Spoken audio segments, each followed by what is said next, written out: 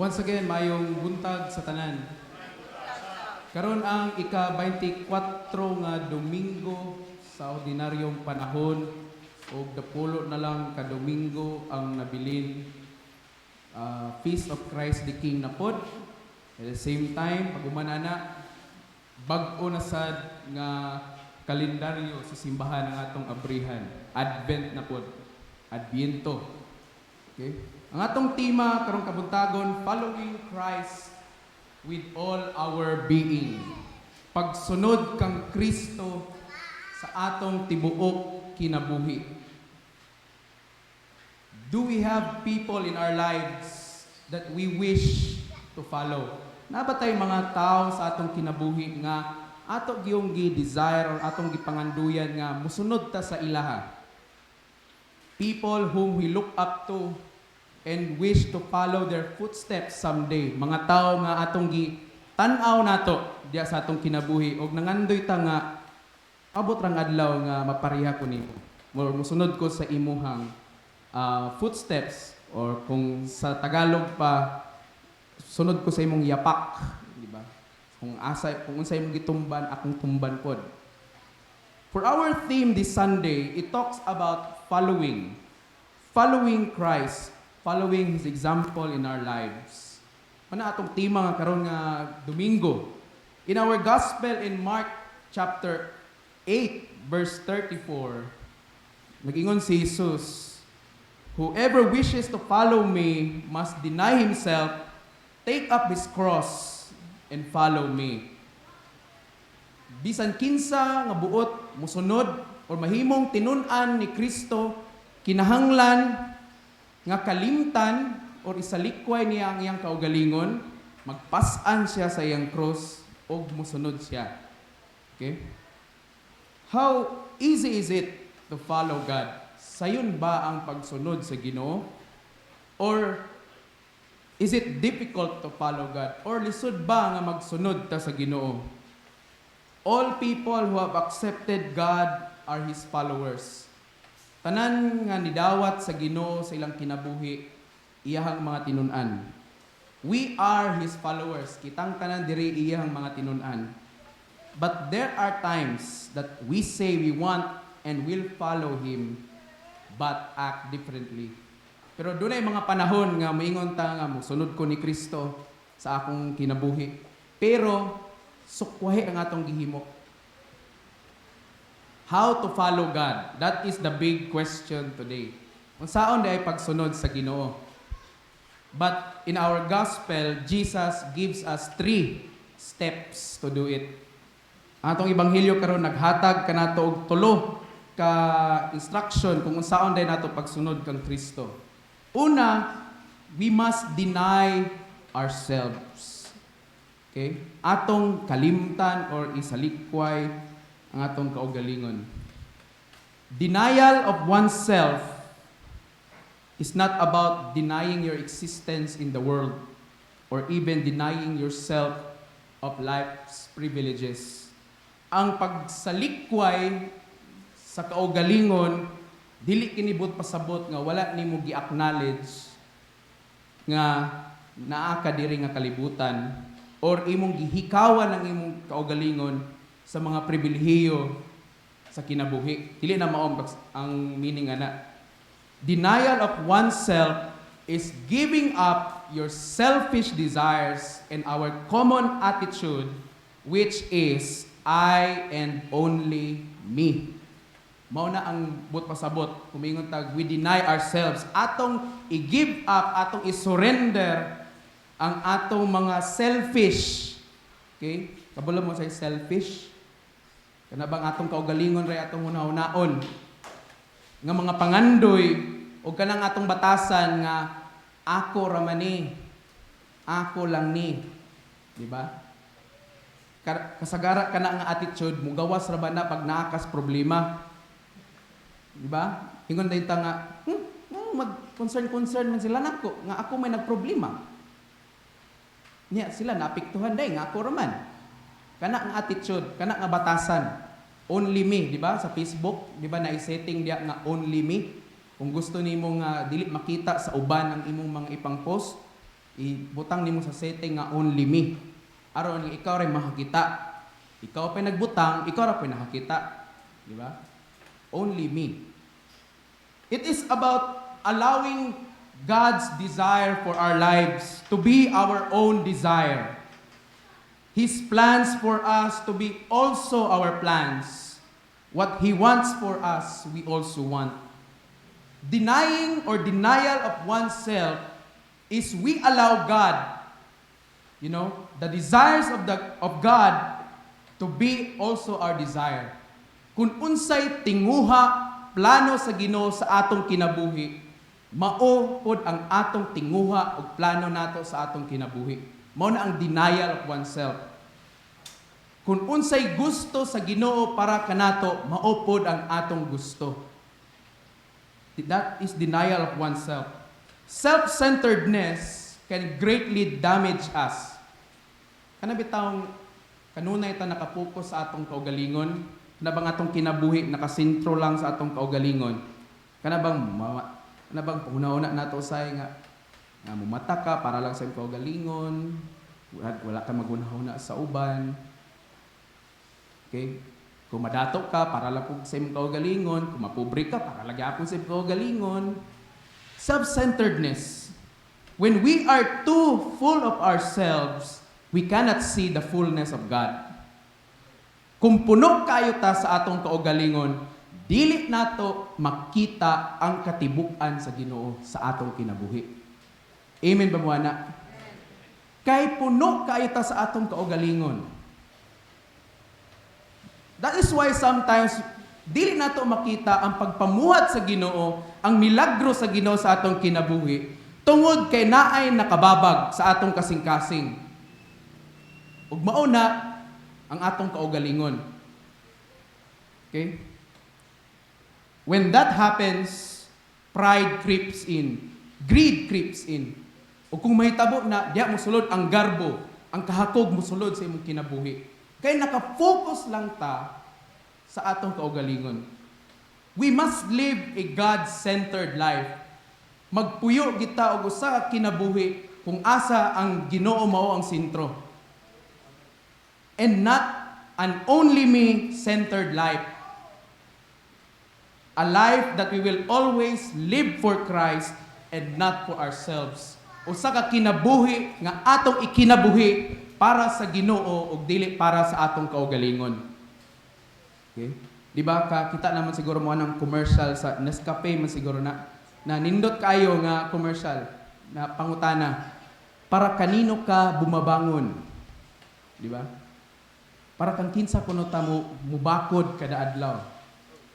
Di ba? Ang uban daghang gitubag para sa akong pamilya, para sa akong asawa, para sa akong iro, para sa akong silingan. Diba? Kita nga mga Kristohanon, para kanino tayo bumabangon?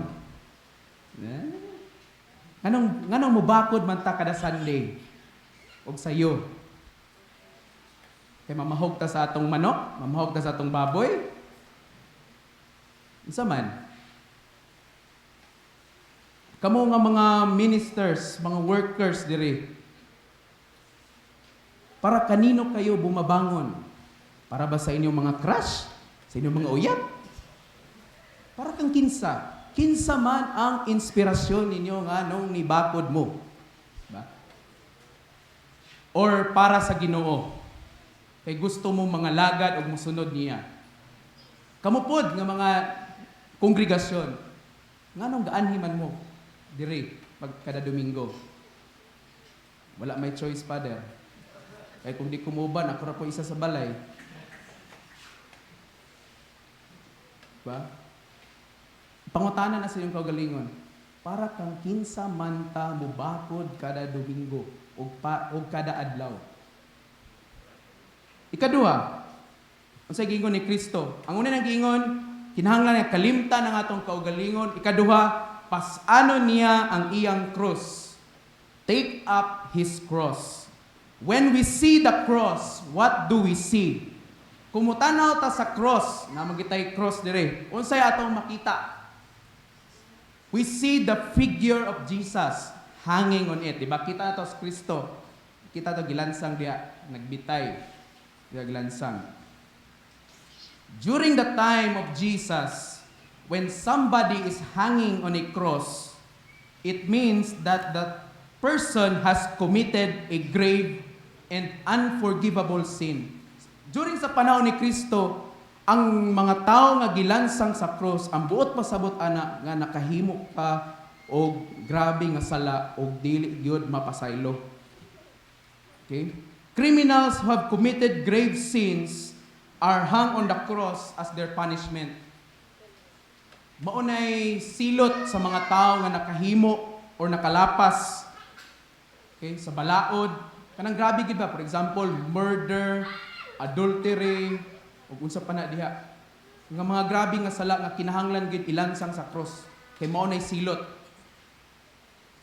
By doing this, it gave a bad meaning of the cross.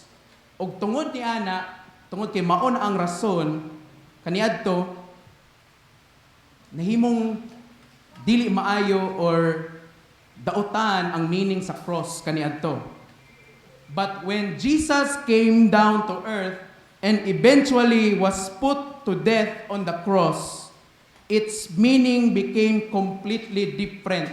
Pero sa dihang gilansang si Jesus diha sa cross, nausab ang meaning sa maong cross or nausab ang maong hulagway sa maong cross. It was no longer meant to be a symbol of grave sin and humiliation, but it now became a symbol of God's unfailing love and forgiveness to all of us. Wala na siya nahimong simbolo sa usa ka silot, kundili sa dihang gilansang si Kristo sa cross, nahimo na siyang simbolo sa iyang gugma nga dili mapakyas ug pagpasaylo kanatong tanan. Amen ba mo ana? Mao na ang simbolo. Mao na ang meaning. That is why when Jesus said, "Take up your cross," it now meant to bring the message of the cross to the world. Ano pag-ingon ni Kristo nga kinahanglan nga magpas-an ta sa atong cross. Dili na nga kana nga cross nga katong daladala ang atong kabug-aton, daladala ang kanang kaulaw. Dili na.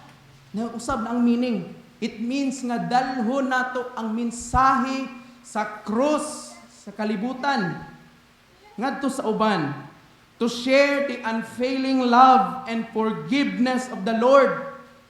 Atong ipaambit sa uban ang gugma ug pagpasaylo sa atong Ginoo ngadto sa uban. It no longer meant to bring up shame. Wala na kini naghatag og kaulawan, but it now meant to share the meaningful death of Christ on the cross. Apan naghatag kini og kahimayaan sa kamatayon ni Kristo diha sa cross, dili na kaulawan. Okay? Do we take up our cross? Gapas-an ba ta sa atong cross? Do we bring the message of the death of Christ to others? Ato bang gipaambit sa uban ang mensahe sa cross ngadto sa atong mga silingan, sa atong mga kaigsuunan, atong mga paryente? Do we even take the time to tell a friend, a neighbor, a relative how God loves them and that He died for them and for their sins? Ato ba nang gipaambit nga mensahe sa uban nga sila gipakamatyan po ni Kristo sa cross, nga si Kristo nahigugma kanila? Og ikatulo, og musunod siya kanako, follow me. Okay? Una, deny oneself. Kaduha, take up his cross. Ikatulo, follow me. Jesus always invites us to follow him. We see a lot of references in the Bible where he calls us to follow him. Kanunay nga nag-imbitar si Kristo kanatong tanan sa pagsunod kaniya. Daghan nga mga reference nga to makita sa Bible kung asa nga mga higayon nga nag-invite si Kristo kanato. Matthew 11:28, John 8:12, Matthew 4:19. Diba? Matthew 11:28, "Come to me, all of you who are weary and burdened, come." Okay? John 8:12, "I am the light of the world. Anyone who follows me Dili na maadto sa kangit-ngit. Matthew 4:19, yang giignan niya mga disipulo, come and follow me, and I will make you fishers of men. We have all heard the very familiar children's Bible song that says, I have decided to follow Jesus. No turning back, no turning back. Kadungog naman kita ng kantahan. Pambata na nga kanta. It might be a children's song, but its message is so powerful. Following God is an everyday and a personal decision. Ang pagsunod kang Kristo usa kini ka adlaw-adlaw og personal nga pagpili. Dili ang uban magpili ani para sa imo. Ikaw ang magpili ani para sa imong kaugalingon. Amen ba mo na? Dili lang pud ni one time nga decision. Okay? Adlaw-adlaw. God doesn't force us to follow Him. Ang Diyos, dili mamugos nato nga musunod ta niya.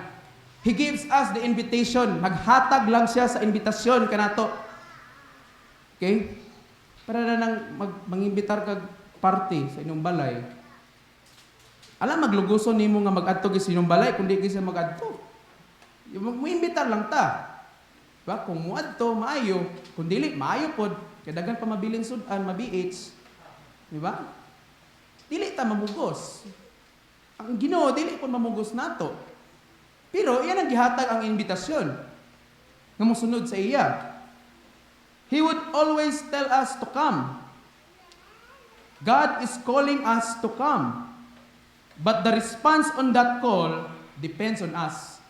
Pero ang tubag, ang atong response ni ana nga pagtawag o imbitasyon nagdepende na nato. Kung musugot tao dili. Kung namati mo sa Ebanghelyo kagahapon, nga makita diya sa Luke chapter 6, niingon sa verse 46, Now, why do you call me Lord, Lord, and do not do what I say? Okay? Sometimes, what we said or promised before God to follow Him, our actions go differently. Sometimes magsaad ta sa Ginoo nga, "Igi Lord, igi basta imo lang gid kong hawason ani nga problema, masunod na gid ko nimo, magsimba na gid ko nimo." Pagkaugma nawad ana sa gana, wa na sumimba. Nawala nang gisaad. Manang niing ko gaganina nga ang pagsunod sa Ginoo adlaw-adlaw ni nga desisyon.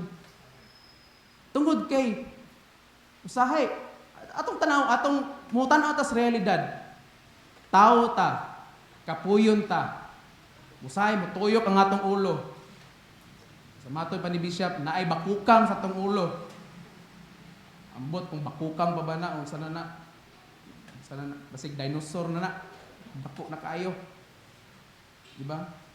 Sometimes moody pa gid ta. So usab atong mood.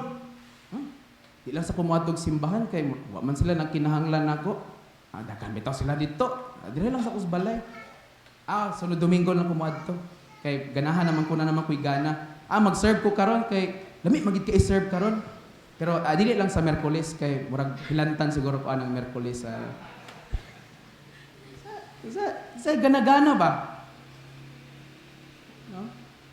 Labi na kita nga mga clergy. Nanaad ta diha during sa ordination nato nga mosunod ta sa Ginoo. Mao na nga nagpa-ordain ta. Okay? Pero asa naman? Mao na kanapod na kinahanglan pod na og adlaw-adlaw nga desisyon. Kay kapuyon man ta. Walay perpekto nga pagsunod diha sa Ginoo. Walay perfect niya ana. Walay nakagrado og 100 ana. Bisag kinsa. Always gid bagsak. Pero tungod sa grasya ug kaluoy sa Ginoo natong tanan, wala siya mulunga sa pag-imbitar nato nga mosunod kaniya. Wala miundang ang Ginoo paghigugma nato, pagpanalangin kanato tungod kay gusto niya nga atong makita ug ma-realize one day kung unsa ka mahinungdanon ang pagsunod kaniya. Amen ba mo ana? Following Christ in our lives is not an easy thing. Dili gid kini sayo ang pagsunod. There will be times that you just want to give up and stop following because you find it difficult or you don't see the fruit of your following. Na yung mga panahon nga gusto naging ka mo undang sunod sa Ginoo kay kapoy simba-simba maor man gihapon, maorang lingkuranan akong gilingkuran, maor mga tao nga naa didto. Unya kinabuhi maor gihapon, pobre ra gihapon ko, way nahot. Or sometimes atat na atat sa gayta nga magbunga dahil ang atong pagsunod kang Kristo. Gusto na to nga, Lord ha, mga isa ka bulan ko magsimba sa imo, dapat isa ka bulan daghan nimong panalangin nako. Excited sa gayta. Ano day kita day ang magpanalangin sa atong kaugalingon? Diba? Na mga panahon nga na. But in verse 35 sa atong ibanghilyo karon, ningon diha, kay ang buot muluwas sa iyang kaugalingong kinabuhi, mawad-an hinuon niini. Apan kadtong maghalad sa iyang kinabuhi, alang kanako og sa maayong balita, dili mawad-an niini. The choice is up to us today. Ang pagpili naa gyud natong tanan. Follow ourselves and our ways, or follow God and His ways. Either musunod ta sa atong kaugalingon ug sa atong kaugalingon nga pamaagi, or musunod ta sa Ginoo ug sa iyang pamaagi. When we follow ourselves and our ways, we will find ourselves like lost strangers who are going nowhere in life. Kung ato ganing kaugalingon ug atong pagbuot o pamaagi ang atong sundon, mura gid tag mga tao nga laaw. Mura tag mga tao nga walay direksyon sa kinabuhi, naglakaw-lakaw, wa ta kabalo asa ta paingon. Kung ato kaugalingon ang atong pabuton, atong sundon, atong pamaagi. But when we follow God and His ways, there would be still tribulation and testing ahead, but we will surely get to the goal, Jesus Christ. Pero kung magsunod ganita sa Ginoo o sa ihang pamaagi, naagihapoy mga pagsulay nga moabot sa atong kinabuhi, mga paglutos, no? Mga panginahanglanon nga moabot sa atong kinabuhi. Pero makaabot gid ta sa atong padulngan, which is si Kristo. Amen mga anak. Moabot ta. The choice is ours. Ang pagpili na kanato. Either we follow God or we follow ourselves. Pili mo. Kay kung i-follow nato atong kaugalingon, ngano man napamanta diri sa simbahan? Di ba? Ano nagsimba pa man ta? Ano magampo pa man ta? Kung pwede ra diay nga ato piliyon atong kaugalingon, unya okay atong kinabuhi. Mo ganing ni anhi ta diri kay nagkinahanglan ta sa Ginoo. Amen? Nagkinahanglan ta sa Ginoo. Kay wala natay pamaagi nga nabilin sa atong hunahuna, saon pa nato exhibition sa atong kinabuhi, kung unsaon nato pagpadato, pagpalambo, wala nay nabilin nga mosulod sa atong hunahuna. Mao na nga musalig ta sa Ginoo. Amen. Musalig ta sa pamaagi sa Ginoo. Musalig ta sa iyang saad sa atong kinabuhi. Kung ingon siya nga musangkap siya sa inyong mga panginahanglanon, musangkap gid siya. Ayaw ginagdudahi. Ayaw duha-duha. Isa-isa lang. Isa lang. Tuo. Okay? That's why God is giving us the options. Sunod sa atong galingon, sunod sa iya. Mao na ang akong encouragement o panginaot nga musunod ta sa pamaagi sa Ginoo o sa Ginoo alone. Atong isalikway ang atong kaugalingon, atong ipasanon ang krus ni Kristo ngadto sa uban ug musunod ta niya.